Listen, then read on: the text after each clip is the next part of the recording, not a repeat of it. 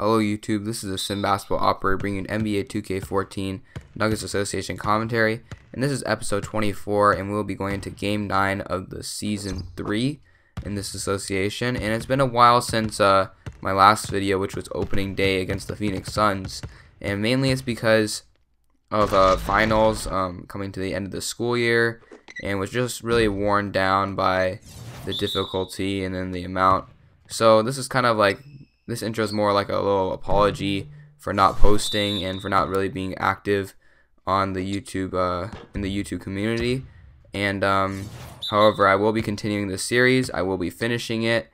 The idea is to target a championship this season, to really go for it, because last season we were in the Western Conference Finals, and I believe that we have the talent, the combination of youth and experience to really push forward and hopefully get that title, get to that next step, because this team, they're going to keep improving, and some may not be satisfied with their roles, so our window is actually not as big as it may seem. So yes, again, apologies for the late upload, and I will see you again in the gameplay.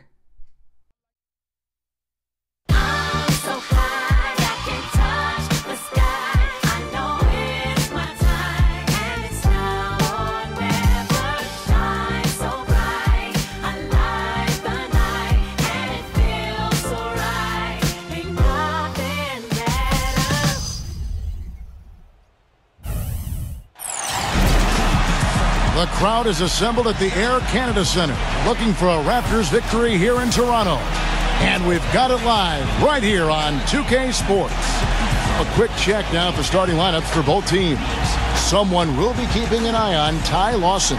Well, the number one priority for a defense when you face this guy is to keep him getting anywhere from the basket, because he's just so strong as a finisher. I tell you what else I like is his attacking mindset too, Steve. No matter where he is on the court, when he gets possession, he will turn it up and turn it on and run out. Most of the time, he doesn't stop until he's laid the ball in the hoop.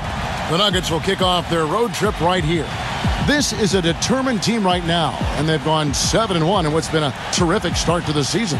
Kevin, you know, you always want to try to get that first game that starts a long road trip, and that opportunity is right there in front of them now. Yeah, it is, Clark. But no matter what happens tonight, they've got a lot. So this game is indeed against Carmelo Anthony's new team. He signed with the Toronto Raptors this past offseason, and so he did end up leaving the Knicks, however, a season later than most might predict. And this team is really built nicely around him. They got some nice supporting characters with Jonas Valanciunas. They have DeMar DeRozan and Kyle Lowry. So a lot of nice pieces that work around him.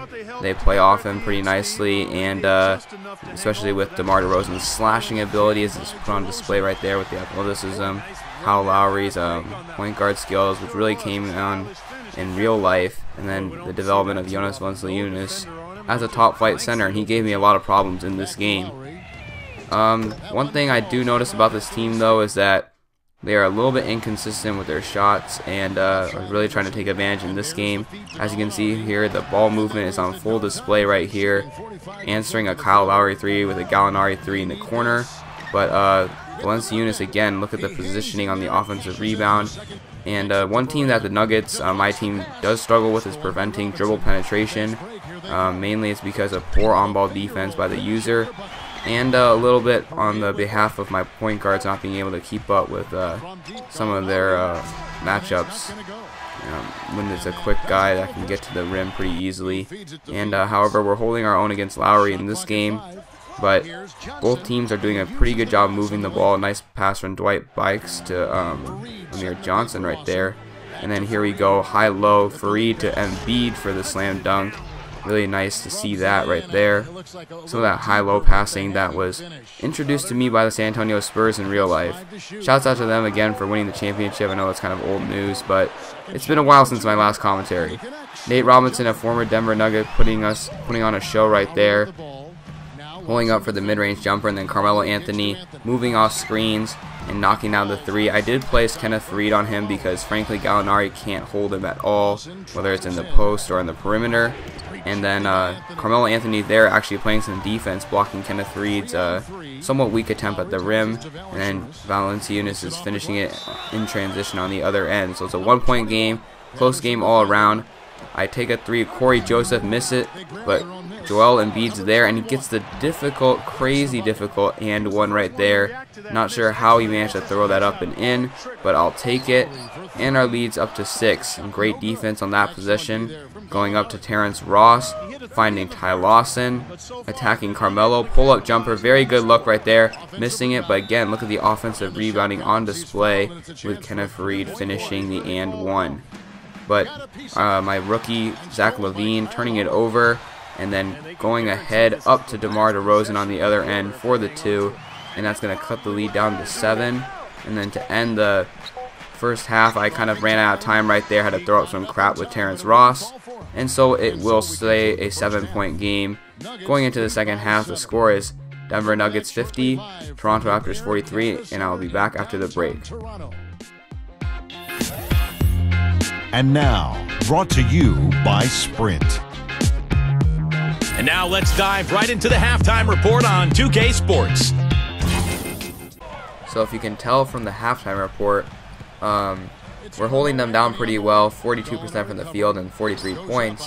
However, a team with Carmelo Anthony will not fade away that quickly as he knocks down the turnaround out of the post. But here's a nice screen for the screener out of bounds play, freeing up Corey Joseph in the corner. That's probably the most wide open look he'll get all season.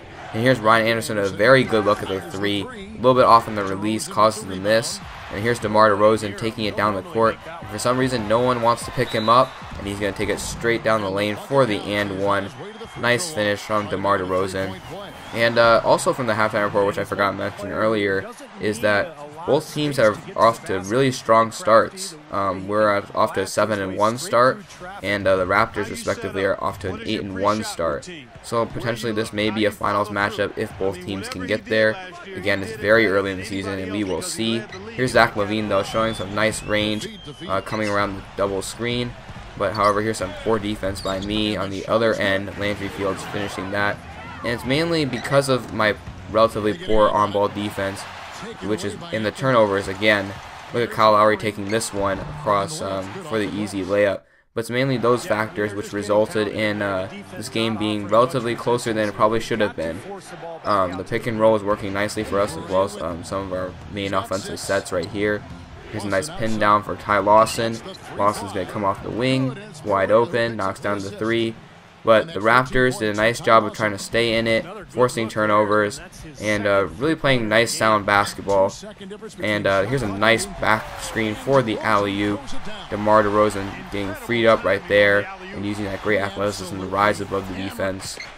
So at the end of 3, it's still a very close game. As you can see, it's a 3-point game. Ross gets a nice look at the jumper, but Joel Embiid is fortunately there to pick up the mess and put it back up and in, which extends our lead to 5 points going into the final quarter. So here's Ty Lawson, a little bit of a bad look at the pull-up jumper from mid. However, here's Gallinari getting the second chance, creating space with the jab step and knocking down the 3. That is just too much space from DeMar DeRozan. He needs to play better defense than that. And then here we go. I pass up a wide open 3 in favor of a mid-range jumper. Not sure what I was thinking right there. And this is going to lead to a Raptors run out, which is going to lead to a Carmelo Anthony travel into the lane. He literally went from the elbow to the block without even taking one dribble that possession. I'm looking at the ref asking for a call. However, no mistake here. Just a poor defensive communication. I thought we were going to switch back on defense, and Carmelo gets freed up for the 3. But here's Corey Joseph lobbing it up to Kenneth Faried for the dunk. Very nice play right there after the Ryan Anderson block. And the blocks and steals helped us get out in transition and help kind of match up the frantic pace of the Toronto Raptors. And here's Ty Lawson drawing the help defense, kicking it out to a Flalo at the top of the key, and he knocks down the 3. And so we have a 3-point lead, still very close in anybody's ball game at this point. And now here's Kyle Lowry operating, giving it to Valanciunas, who's going to hop in the post, fade away, and knock down the jumper. However, on the other end, fast forwarding a little bit, Ty Lawson's going to counter with a pick and fade. The Raptors defense fell asleep on one of the best 3-point shooters in the league, and Ryan Anderson knocks it down. And we're going back to that pick and fade right here. This time it is Terrence Ross who's freed up. I don't know how he got so open, but he knocks down the wing three. The Raptors try to double team that pick and roll, and it freed up that wide open jumper from the former Toronto Raptor, Terrence Ross. And now here's Embiid hopping in the post against Valanciunas. He's going to make a quick spin away from the help defense and get the tough and one, extending our lead to 6 points after he makes the free throw. And mainly the Raptors holding on, trying to get back into this game. It's starting to get a little bit out of hand here, but Carmelo Anthony hits the very long two. He had a foot on the line. Probably needed the three right there, but will take the baskets nonetheless. However, their full court press, as with all full court presses, failed miserably as we get a nice drive and a dish to Embiid, and extending their lead once again to 6 points. So it's all but over. The Raptors need a quality offensive possession, probably need a 3 or a quick 2 before the 24-second mark. And here's Carmelo Anthony trying to work on Kenneth Faried, and he decides to step out of bounds, icing the game. A great performance on both ends for us. Very happy with how pretty much everybody played in this game.